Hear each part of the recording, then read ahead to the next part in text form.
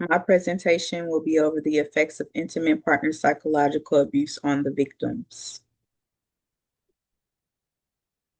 The agenda, I will first go over the introduction, then I will discuss the psychological abuse research or the lack thereof, and then the effect on women versus men, then the long-term effects, and finally, I will go over the final takeaways, the discussion, the gaps in the research, and future research.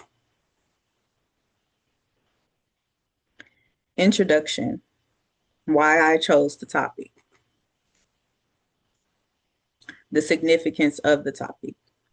I chose this topic because I went through psychological abuse on and off for 10 years, and I can relate to everything other victims and survivors have experienced.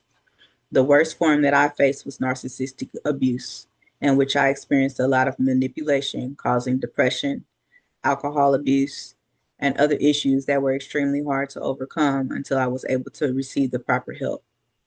And I have a therapist who validates my emotions through everything I have endured. It is rewarding that I can do a literature review on this topic because I am part of the voice for the voiceless when it comes to this type of abuse.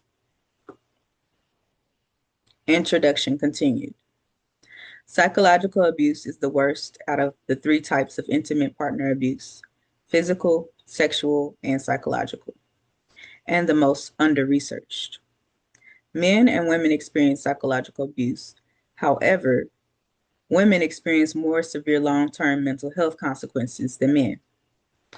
Victims lose themselves throughout the mental health issues they face, causing a low quality of life, and young adults to be unsuccessful in furthering their education. Psychological abuse research. There is a lack of research on psychological abuse in the areas of different cultures and countries, non-heterosexual communities, minorities, and on the victims and survivors' experience due to most of the research being based on the perpetrator and the fact that there are stigmas and it is not taken as serious as physical and sexual abuse. The effect on women versus men. Women internalize their abuse due to being unaware of what is really going on, causing severe internalizing disorders, such as substance abuse disorder, depression and anxiety, loss of self-esteem, suicide ideations and attempts sometimes. Men externalize their abuse. Although they may speak out or show their emotions, it is not taken seriously because they are men. Men do not seek help. Their claims are minimized, so their experience is not validated. Men tend not to be as emotional as women. Therefore, they overlook the experience altogether.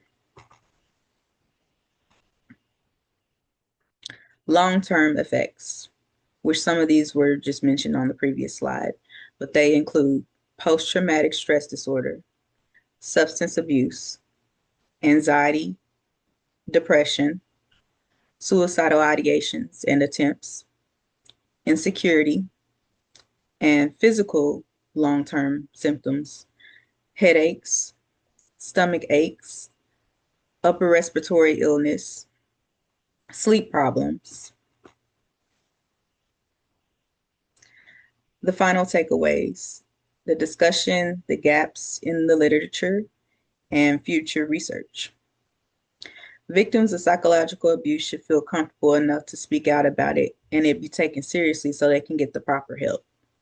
For this to become more likely, more research is needed in all areas of psychological abuse.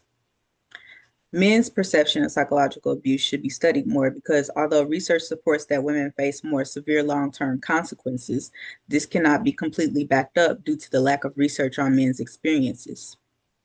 For the future, more interviews should be conducted for the victims to showcase before, during, and after stories, along with counselors and social workers being interviewed on victim success stories, including the treatment process. And these are my 6 references that I selected for my literature review.